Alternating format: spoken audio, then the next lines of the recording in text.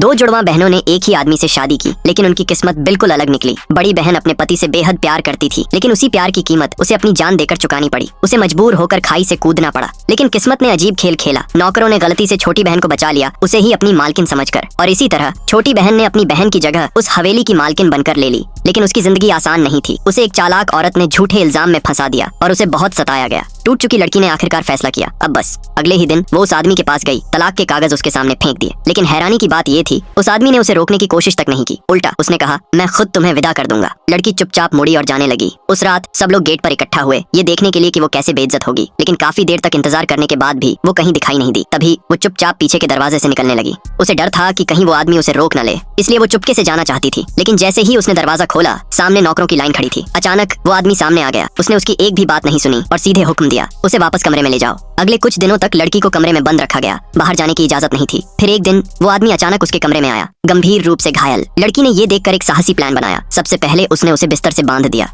फिर एक बेहद कड़वा दवाई का काढ़ा तैयार किया। उस आदमी ने बस उसकी खुशबू सूंघी और हालत खराब हो गई। ये देखकर लड़की के चेहरे पर हल्की सी मुस्कान आ गई। लेकिन आखिर में उस आदमी ने पूरा काढ़ा पी ही लिया।